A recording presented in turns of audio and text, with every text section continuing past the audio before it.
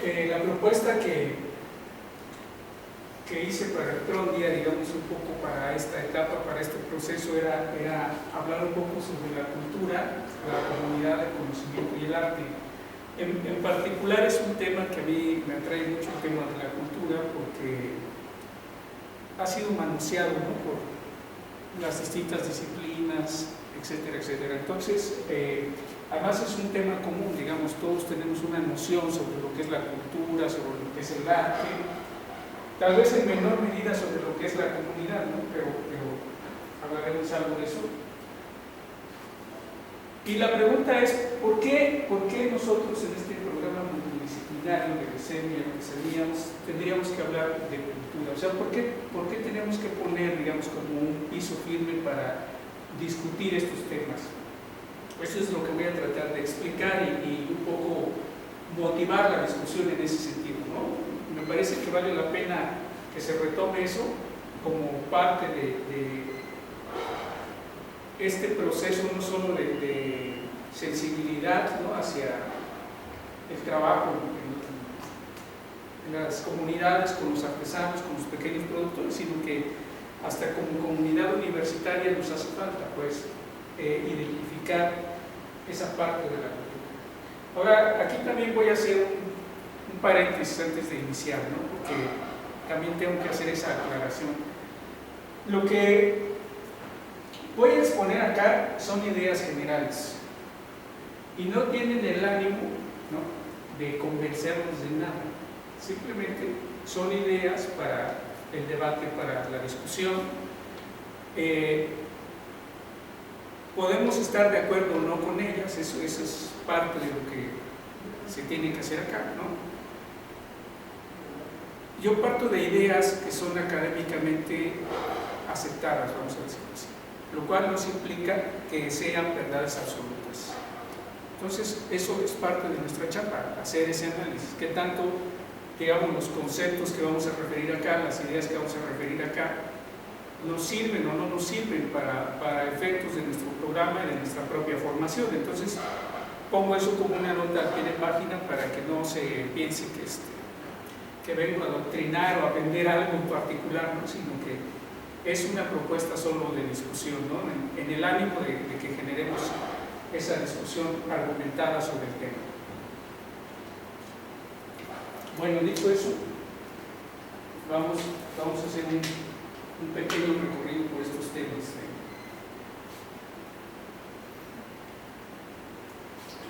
Hay un cuate que se llama Sigmund Freud, que escribió un texto que se llama El malestar en la cultura. Y entonces él inicia justo ese texto con este pequeño párrafo que pongo acá. Y me parece interesante porque me hace pensar en esta ambivalencia en la que nos encontramos todo el tiempo, ¿no? Dice, no podemos eludir la impresión de que el hombre suele aplicar cánones falsos. Hoy en día me parece que estamos llenos de cánones falsos, sobre todo en temas de cultura, de arte y de otras muchas cosas, ¿no?, hasta de ciencia, pues. Hay una desvalorización de todo eso en sus apreciaciones, ¿no? Pues mientras anhela para sí, es decir, siempre estamos esperando obtener algo así, y admira en los demás, y ese es un problema que tenemos hoy, esa falta de reconocimiento de lo propio. Entonces siempre estamos buscando en los demás, o siempre estamos anhelando lo que los demás tienen para trasladarlo hacia nuestro contexto, ¿no? Admira en los demás el poderío, el éxito y la riqueza, menosprecia en cambio los valores genuinos que la vida le ofrece. Y me parece que esa idea aplica a la sociedad mexicana. La sociedad mexicana es una generalidad, ¿no?, que puede ser discutida perfectamente. Pero la sociedad mexicana, por ejemplo, es muy dada a admirar todo lo extranjero y a menospreciar lo que tenemos acá. Y eso no es porque seamos malos o tengamos la mente retorcida, ¿no?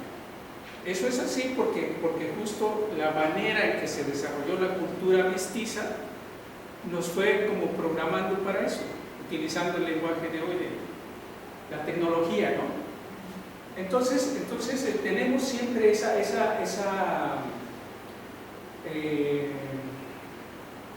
necesidad de estarnos reflejando en lo de afuera, como para reencontrarnos, ¿no? O como para justificar ciertas cosas. Y eso, insisto, ese es un problema que tenemos respecto a nuestros valores y unidos como sociedad. Y por eso el tema de la cultura a mí me parece más que pertinente, y por eso planteé la propuesta de que discutiéramos un poco de eso. Porque sobre el tema de la cultura en general, damos por hecho casi todo, que así es y que entonces es inamovible, ¿no? Y no es cierto, la cultura es dinámica. Lo vamos a ir viendo, pero de entrada es así. ¿Por qué? Porque las sociedades son dinámicas, porque los individuos son dinámicos. Entonces nosotros también estamos en constante cambio, en constante transformación todo el tiempo. Pero a veces estas prácticas nos llevan a dar por hecho que las cosas son así y que así tienen que ser, como si fuera un destino manifiesto, y eso no es cierto. Eso está solo prendido en nosotros por un discurso de colonización. Y un poco eso es lo que tratamos de hacer en el programa, descolonizarnos un poco sin caer en el otro extremo, ¿no? de sobrevalorar la parte de la cultura rural, de las artesanías, sino ponerlo en su justa dimensión. Por lo menos esa es la parte que yo, digamos, trato de equilibrar dentro de mi formación. Esto, por ejemplo, me ha permitido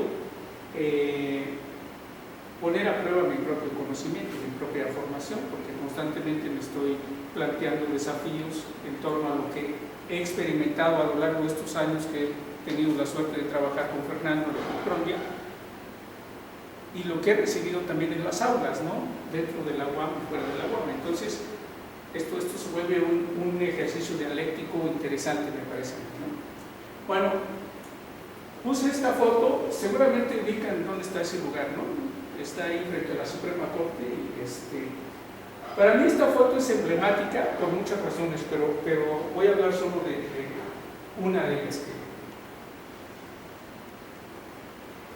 Esta fuentecita que está ahí, esta escultura,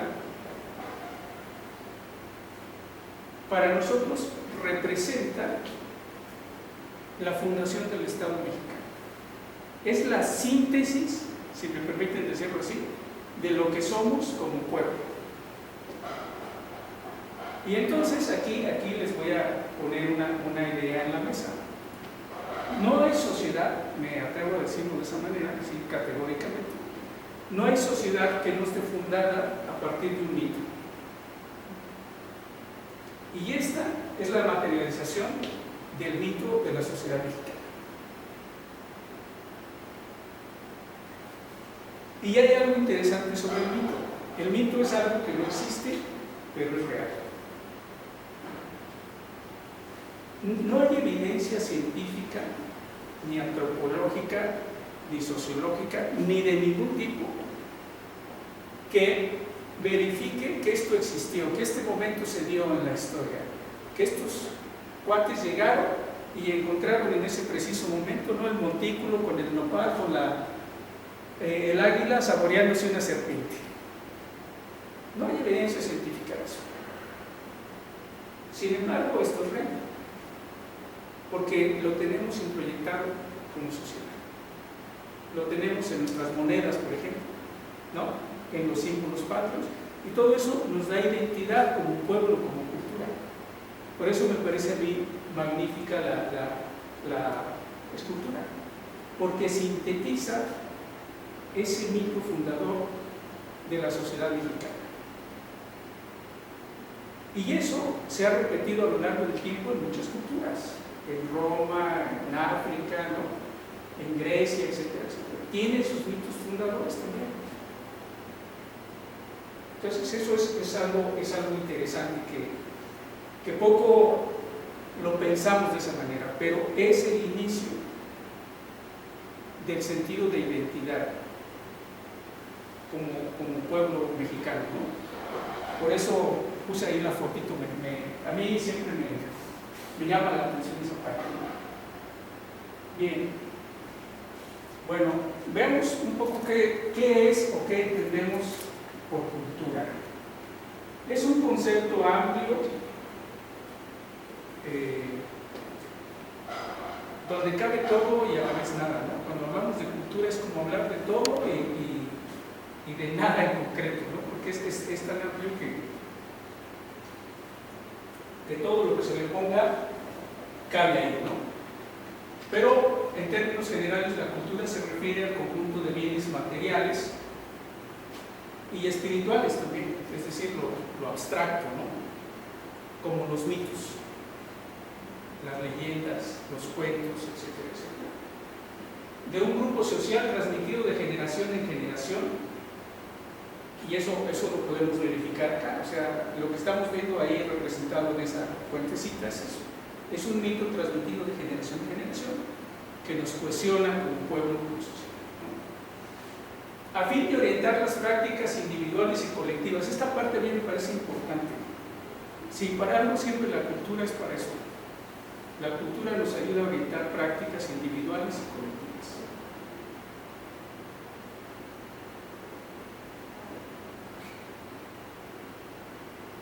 Niklas Luhmann se planteó en algún momento, él tenía así como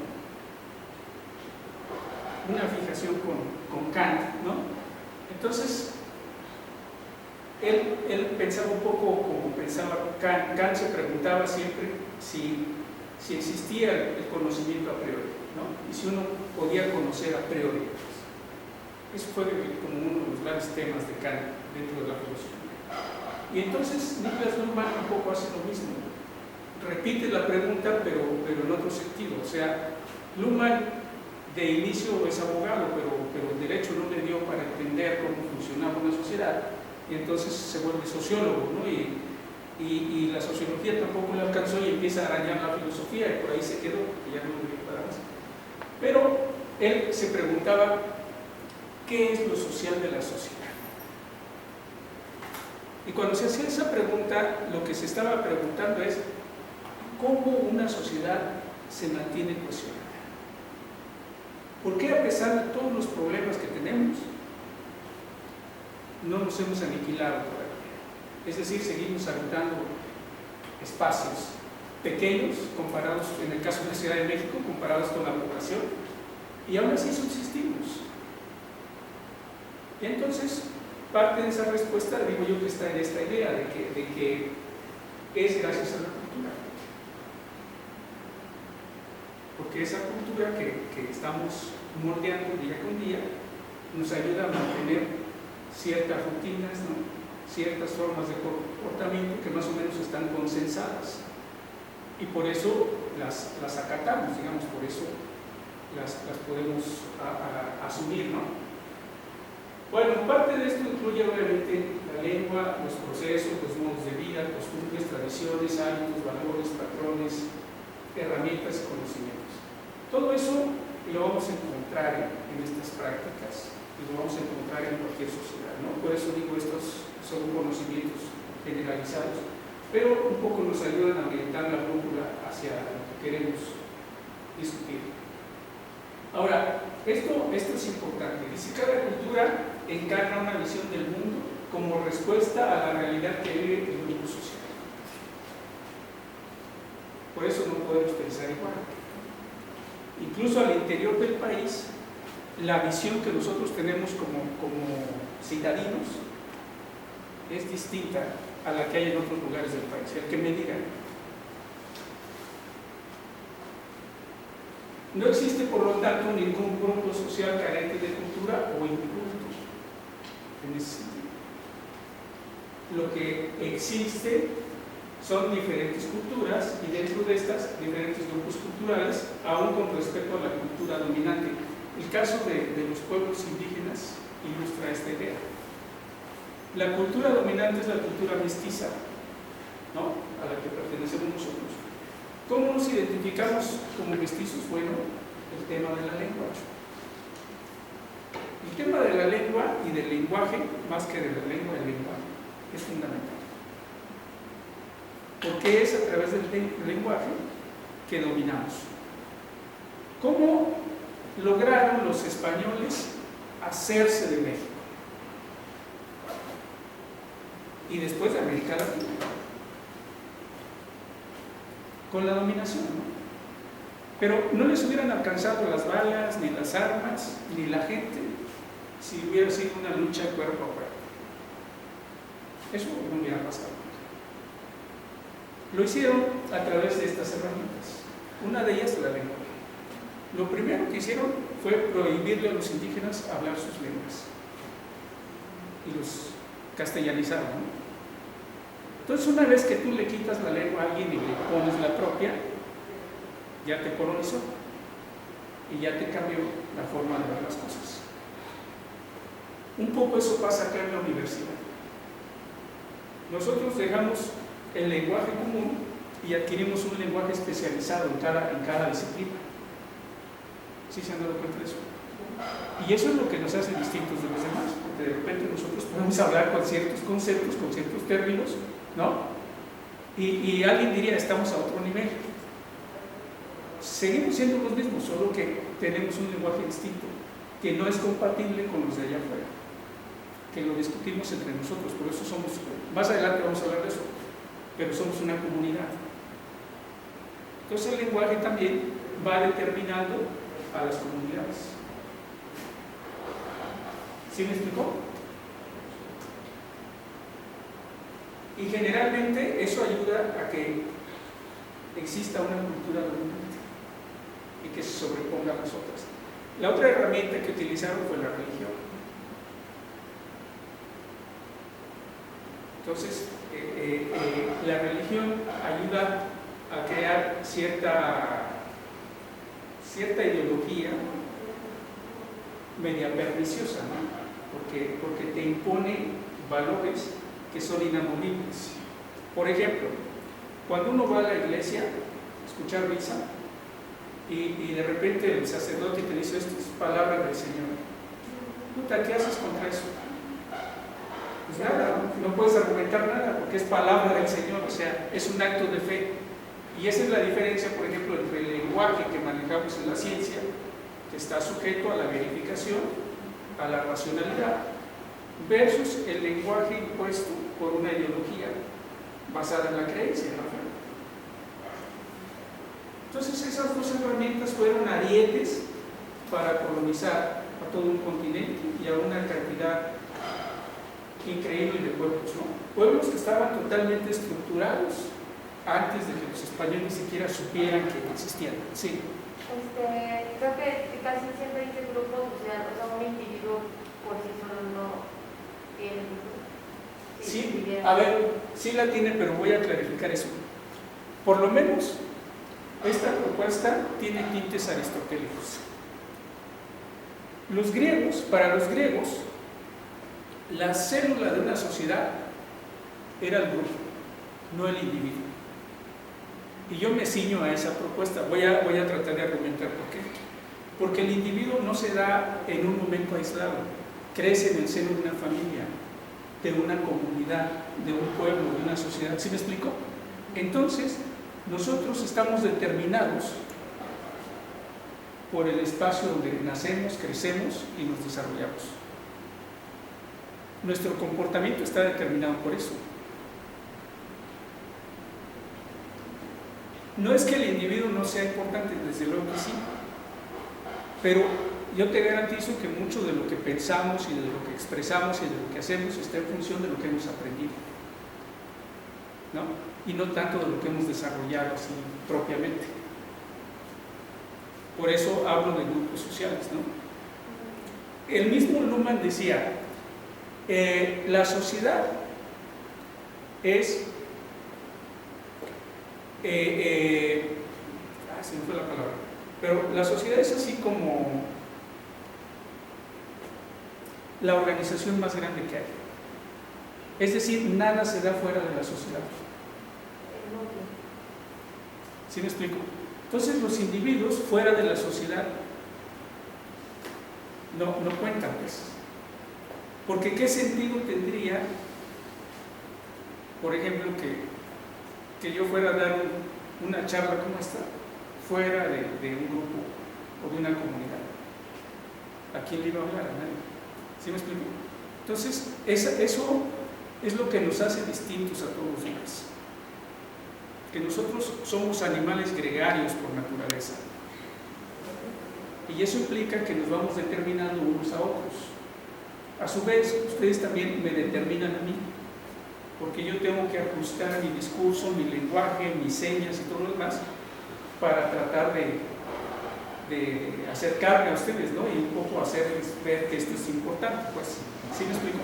Entonces, ese es el juego de la sociedad y de los individuos en la sociedad. Nos vamos determinando unos a otros.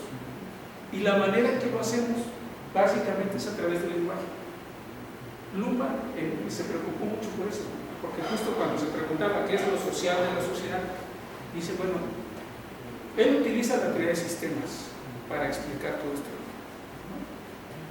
Pero él se da cuenta que lo que nos mantiene articulados de alguna manera como individuos en una sociedad es el lenguaje. ¿Por qué es tan importante esto? Porque a través del lenguaje nosotros sacamos nuestras expectativas. Por ejemplo, ustedes tienen una expectativa de estar acá y yo también tengo una de estar hablando de esto. ¿Y cómo hacemos compatible eso? ¿Cómo logramos que eso se materialice? Bueno, a través de este diálogo, ¿no? Y los argumentos que se pongan en la mesa, y un poco así vamos interactuando y vamos como generando ideas nuevas o reflexiones sobre este asunto. No sé si más o menos eso aclara la pregunta. Sí, gracias. No, al contrario. Pueden interrumpir cuando quieran, ¿eh?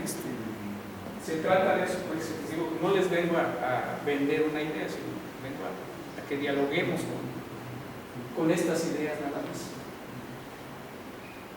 Bueno, el término cultura también se emplea en sentido restringido, es decir, cuando va acompañado de un adjetivo calificativo, que generalmente es así como lo encontramos, ¿no? Por eso hablamos de cultura política, de cultura popular, de cultura originaria, cultura educativa, la que ustedes me digan, cultura de la salud, ¿no? Eso es como más común, pues. Pero se dan cuenta, o sea, entonces lo amplio que es el concepto, porque tenemos que un poco recortarlo con estos adjetivos para darle sentido. Bueno, esta frasecita de abajo es importante antes de brincar, ¿no? La función de la cultura es organizar la supervivencia y facilitar la adaptación de los sujetos en el entorno. ¿Qué pasa cuando las personas pierden la cultura?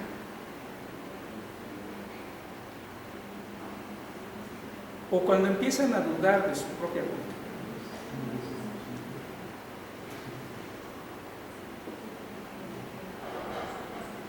Pues un poco es como perder la brújula, ¿no? Y no saber a dónde va uno o para dónde hay que encaminarse, pues.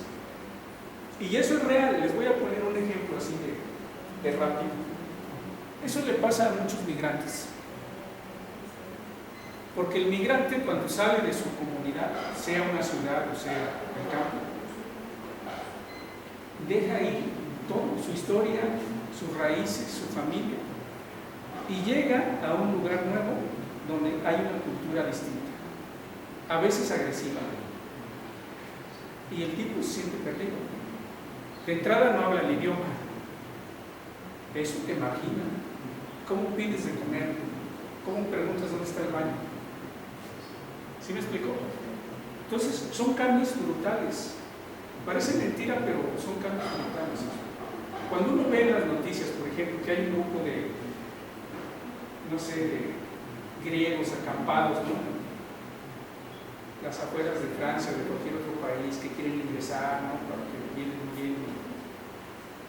múltiples problemáticas. Entonces, ay, sí, pobrecitos, nunca me vivieron, están viviendo en carpas. Pero es más que eso. En realidad es una tragedia. Porque, insisto, cuando sales de tu lugar de origen, dejas atrás todo. incluyendo tu núcleo, tu pareja, tu familia, ¿no? Tus vecinos, tus amigos. Entonces es un choque brutal que mucha gente no lo resiste, se colapsa, se suicida, ¿no? O les pasa cualquier otra cantidad de cosas. Entonces, la cultura también tiene este sentido de garantizar la supervivencia, ¿no? Y facilitarnos la adaptación.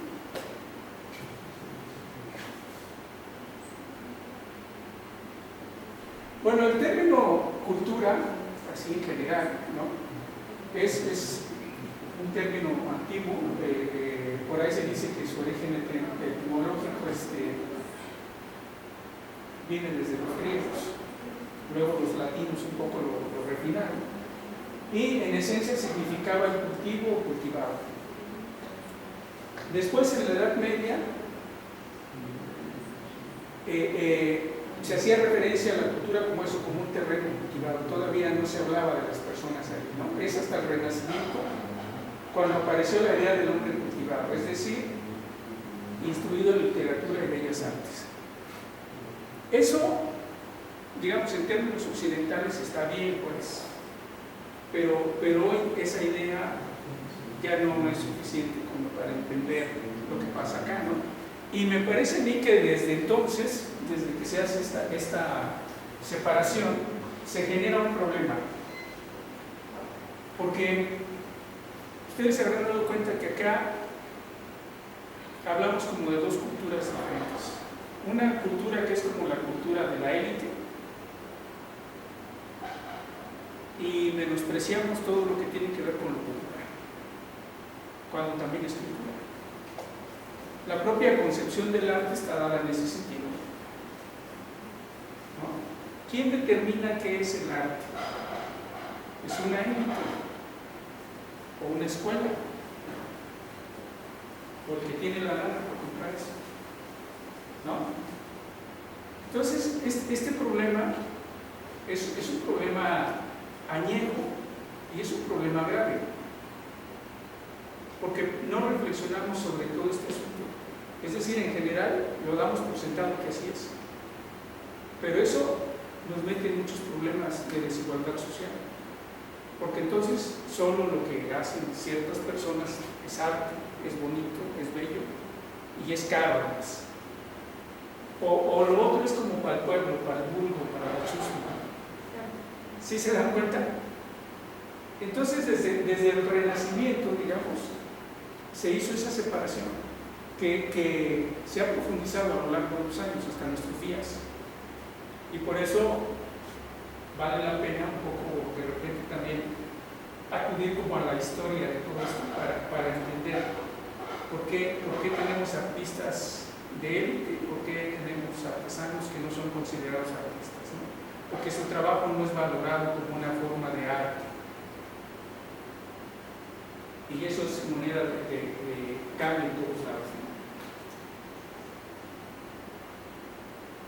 Bueno, en esta etapa, a partir del siglo XVIII, se comenzó a usar sistemáticamente el término cultura para referirse al conocimiento ilustrado, y otra vez, ahí hay un desprecio por lo no ilustrado, ¿no? Y bueno, ya para el siglo XIX también el concepto abarca los buenos modales y las costumbres. Entonces eso es también una forma de diferenciarnos, porque acá uno podría preguntar, ¿quién determina qué son buenos modales o qué no lo son? El problema ahí es cómo se define esto. Yo digo, son convencionalismos. Entonces los convencionalismos tienen su riesgo, porque no nos preguntan a todos si estamos de acuerdo con eso o no. Por ejemplo, ¿quién determina que es de mala educación no saludar al militar? Es un convencionalismo, ¿no? Porque no, hasta donde yo sé, no hay ninguna regla, excepto el manual de Carreño, que te dice que tienes que dar los buenos días o las buenas tardes cuando entras a algún lugar. Pero si no lo dices, no pasa nada. ¿O sí? No, no pasa nada. Entonces, ese es el asunto con los convencionalismos. Entonces, insisto, eso desde mi punto de vista está dado por una élite. Y eso es como lo perversón del asunto, porque nos meten en una dinámica en la cual ni siquiera estamos reflexionando por qué lo hacemos. Ya no si está bien o está mal, sino por qué lo hacemos, ¿no? Cómo nos adaptamos a ese tipo de cosas. Entonces se dan cuenta cómo esto se vuelve como una bola así de nieve que se hace inmensa y de repente nos lleva ahí, pero no nos ubicamos en qué parte estamos parados, ¿no? Y qué hacer además con todo eso. Con lo cual no quiero decir que no se tengan que seguir ciertos convencionalismos, porque eso nos ayuda a cohabitar, digamos, ¿no? Pero a veces hay que cuestionar también ciertas prácticas, porque se dan por hecho, se dan por sentado y no sabemos qué es lo que hay detrás, cómo nos condicionan además, ¿no? Bueno, vamos a hablar ahora, no sé si hay alguna pregunta o comentario o crítica sobre lo que hemos visto hasta ahorita. Bueno, vamos a hablar sobre algunos elementos de la cultura, ¿no? Por lo menos los más importantes, que nos ayuden a referenciar o a darnos cuenta cuándo estamos hablando de la cultura y cuándo son otras cosas totalmente diferentes. La cultura tiene elementos cognitivos, por eso en la presentación vieron que decía comunidad, conocimiento y arte, ¿no? Bueno, detrás de todo esto está el conocimiento de manera transversal. Porque la cultura implica eso. Nosotros nos apropiamos de ciertos conocimientos, de ciertas prácticas a través de este intercambio con el núcleo en el que nos desarrollamos, ¿no? Y entonces esos elementos se refieren al saber acumulado dentro de una determinada cultura para la supervivencia frente a la naturaleza y la adaptación dentro del grupo social. Entonces necesariamente la cultura implica conocimiento. Ojo, conocimiento es distinto a esto que decíamos de los buenos modales. Tal vez podría ser parte de, pero es distinto a eso. Yo digo conocimiento como saberes, no como saber único, digamos, científico, racional, ¿no? Como lo manejamos acá, sino saberes en general, prácticas que se dan por acumulación y que además se transmiten de generación en generación. Todos tenemos una historia detrás en ese sentido. Porque a lo mejor ustedes ya nacieron acá en la ciudad, pero a lo mejor sus abuelos eran de otro lugar, de otro estado, de otro país, no sé. Y eso trae un conjunto de conocimiento acumulado que se va transmitiendo. El ejemplo más claro es la comida, ¿no? Detrás de la comida, de lo que uno come en casa, hay toda una historia y todo un conjunto de conocimientos ahí, acumulados, transmitidos de generación en generación. Entonces eso es parte del elemento cognitivo. Así es que la próxima vez que vayan a comer y pidan algo, piensen un poco qué hay detrás de ese plato, ¿no? ¿Cómo se llegó a esa parte?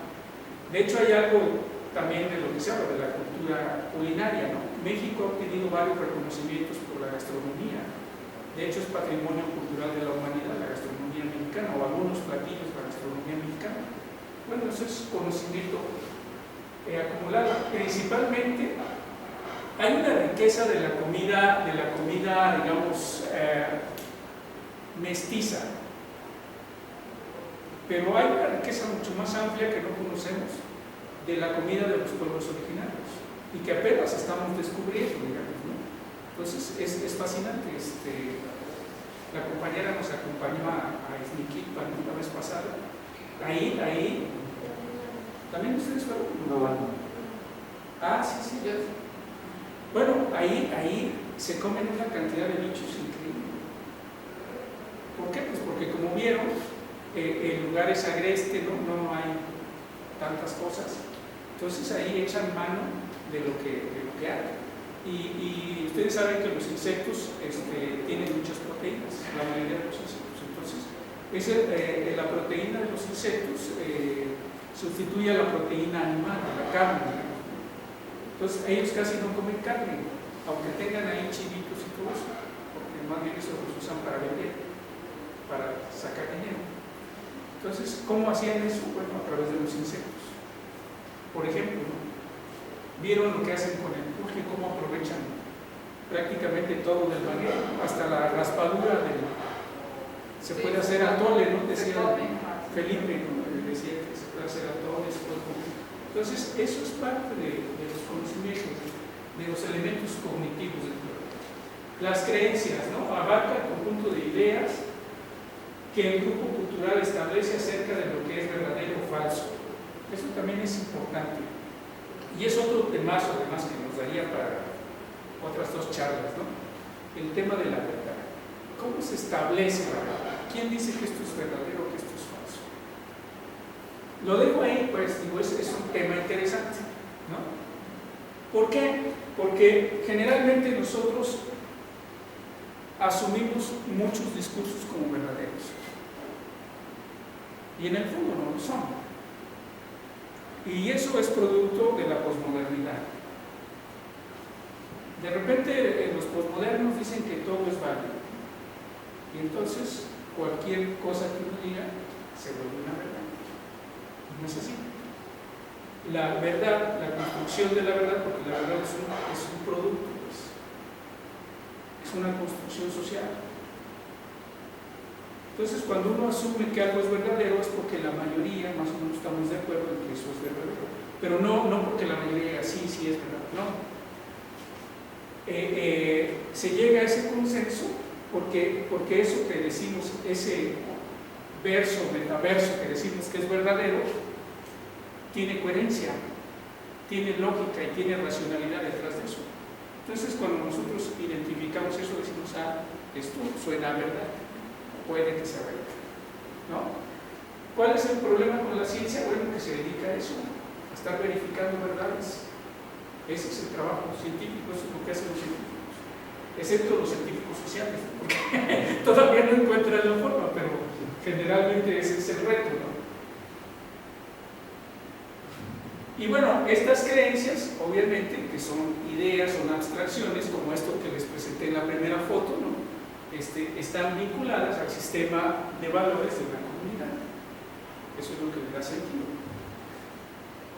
Después vendrían los valores, que esto es algo bien interesante. A mí me gusta el término de valores porque luego acá, sobre todo la gente adulta, cuando uno va por la calle y todo eso, no, es que ya no hay valores, y eso es una tontería, porque los valores son inherentes a la persona y al grupo social. Lo que pasa es que se desvirtúan, se tuercen un poco a veces, ¿no? Se corrompen, pero decir que no hay valores es una tontería, ¿no? Entonces los valores son criterios que sirven como modelos evaluadores de la conducta. Eso es importante.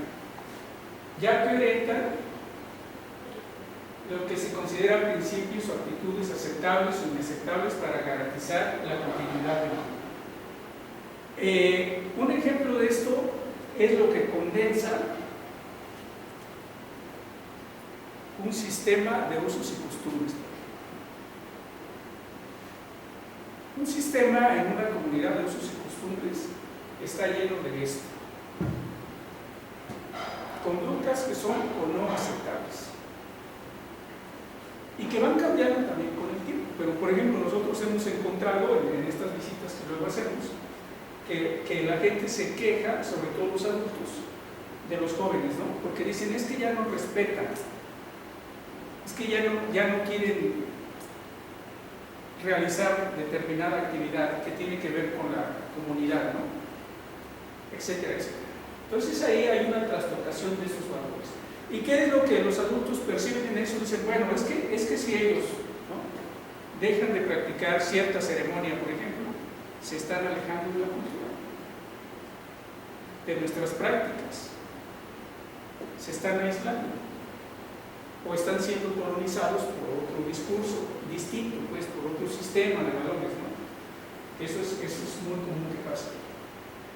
Bueno, también están las normas en términos generales, ¿no? Que son códigos de acción específicos que regulan la relación entre los individuos. Y aquí podríamos hablar de muchos, ¿no?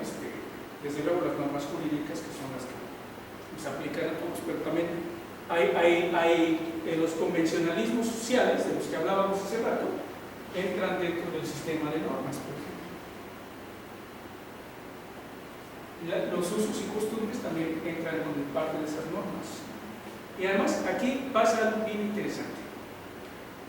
Los sistemas de usos y costumbres no están codificados como una ley, pues. Es decir, la Constitución, por ejemplo, la Constitución está codificada en un librito, ¿no? Que dice Constitución Política de los Estados Unidos Mexicanos. Y ahí dice cómo se organiza el Estado mexicano, todo el rollo, ¿no? Bueno, los usos y costumbres no están codificados propiamente en un manualito, en un librito. Casi siempre están dispersos en varias prácticas. Por eso es difícil captarlos así a primera vista cuando uno hace una primera visita a una comunidad, ¿no? Porque vas captando lo que la gente te platica, pero luego te dicen, no, es que aquí acostumbramos el 12 de diciembre, no sé, hacer tal cosa. Eso es una norma, porque lo practicamos de manera consuetudinaria, digamos, ¿no? Pero no está escrito. Entonces esa es la práctica consuetudinaria, lo que no está escrito, pero que se hace, y que la gente además lo tiene interiorizado y dice, hay que hacerlo, porque esa es la tradición, eso es lo que nos marca los mexicanos. Y en el caso de los pueblos originarios hay muchas cosas así, ¿no? Por eso se vuelve así como un trabajo de antropólogos, estar buscando y estar percatándose de todo esto, ¿no? Bueno, hay también un sistema de signos y símbolos, que son todos los recursos comunicativos arbitrarios y convencionalizados que utiliza el grupo social para transmitir los mensajes, ¿no? Podemos mencionar, ya lo mencionamos, la escritura, el lenguaje, los signos, los símbolos. Esto que vimos nosotros en la foto también es eso, son símbolos, ¿no? Pero ya les dije, ese símbolo sintetiza el origen de un pueblo completo. Por eso es maravilloso, pues.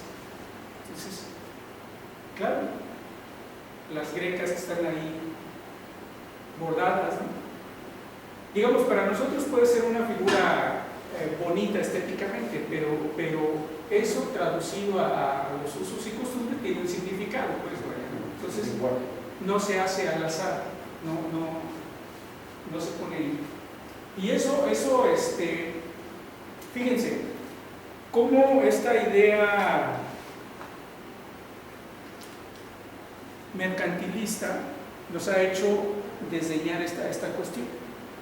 Porque cuando uno ve una artesanía, lo primero que dice, ¡ay, qué bonita está!, ¿no?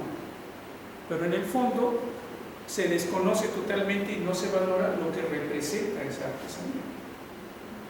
Yo les voy a adelantar una definición, bueno, no una definición, una idea que yo tengo sobre la artesanía en particular, después de varias discusiones que he tenido con su profesor, por horas y horas, sobre el tema, porque es un tema complejo, además, y hasta medio filosófico.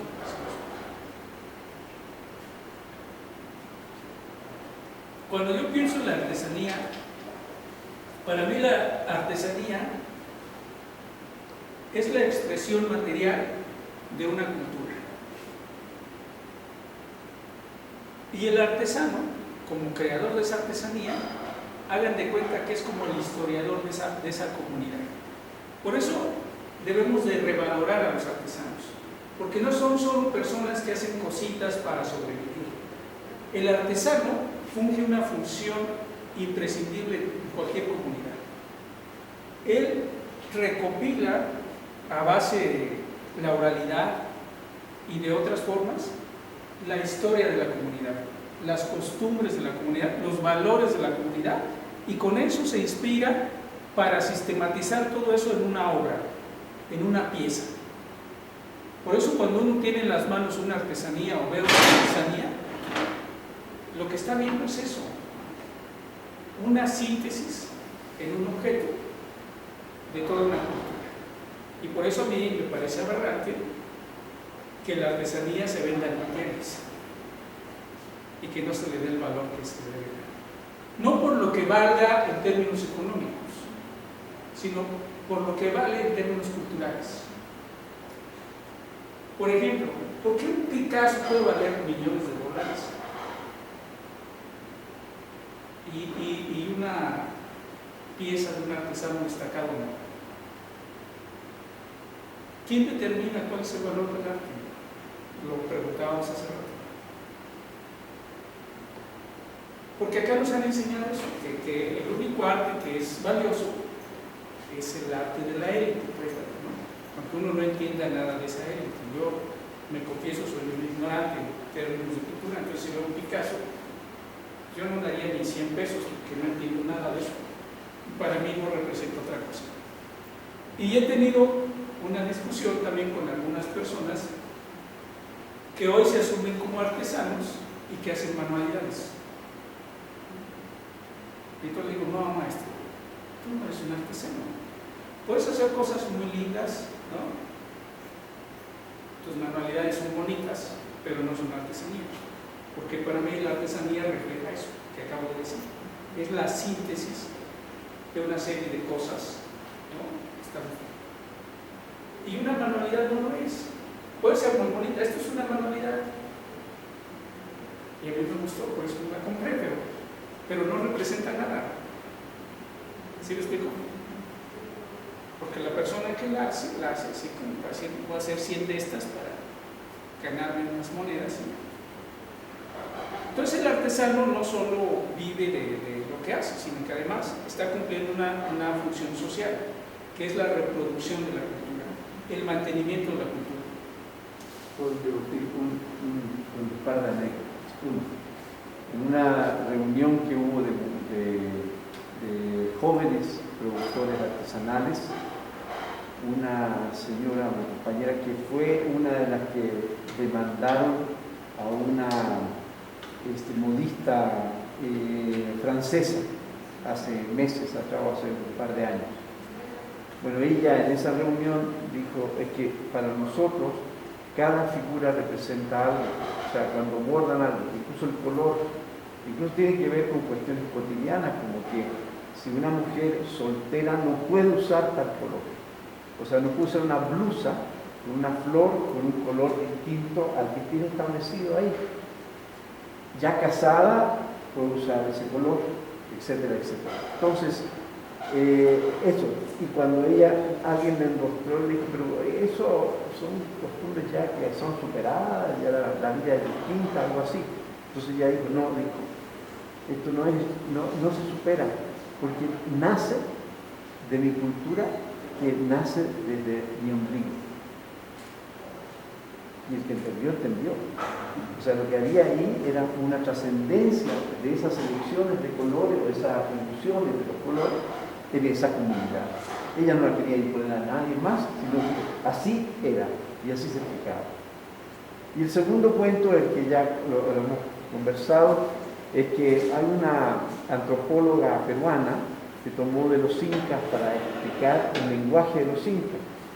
Ella habla de que los españoles trajeron el hardware. El hardware es el telar de base enorme, pesado, el que vimos en el Cardonal, que ya de pedales. Claro, de pedales, que ya nadie lo puede practicar porque el señor está muy anciano, entonces los hijos se lo enseñó, pero no quieren hacerlo, entonces las señoras no pueden usarlo, es una cosa maciza. Entonces ella le dijo, esto es del hardware, y el software es el que van a aprender ustedes, que es el telar de cintura, porque ese tú te lo amarras y te lo llevas así, y te pones en cualquier lugar, y tejes, y haces. Y uno de los emblemas de todo esto, y lo ven en las figuras, son los rombos. Entonces ella analiza el rombo y dice que el rombo son dos cerros, ¿ya?, que se juntan, y cuando dicen eso y ponen una línea, es un valle. Y cuando hacen un dibujo en su interior, o repiten el rombo, por ejemplo, un cuadrado en su interior, es el pueblo, en el valle.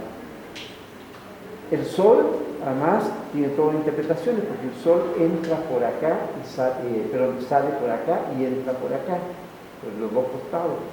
Entonces explica también, son los 4 puntos cardinales.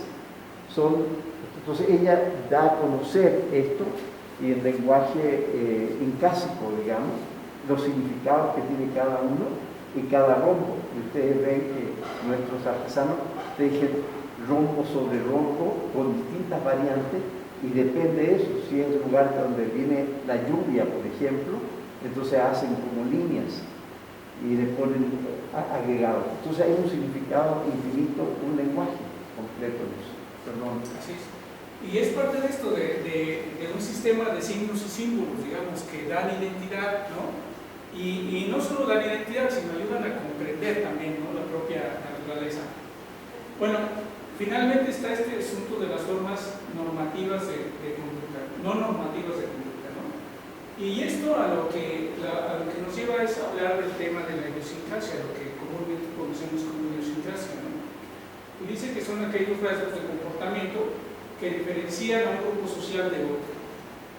Eso es la idiosincrasia. Nosotros, digamos, los citadinos, ¿no?, somos distintos a los demás porque tenemos una idiosincrasia propia que tiene que ver con muchas prácticas. La comida, por ejemplo. El taco, ¿no? El taco es emblemático del capitalismo acá. Y además, cuando uno va de aquí a cualquier parte del país a comer tacos, uno dice, no hay como los tacos chilangos, ¿no? Algo tienen que son distintos. Entonces, eso nos da cierto reconocimiento a nuestra idiosincrasia, a nuestra cultura local, digamos, que nos identifica, ¿no? Bueno, no sé si hay preguntas o dudas sobre esto.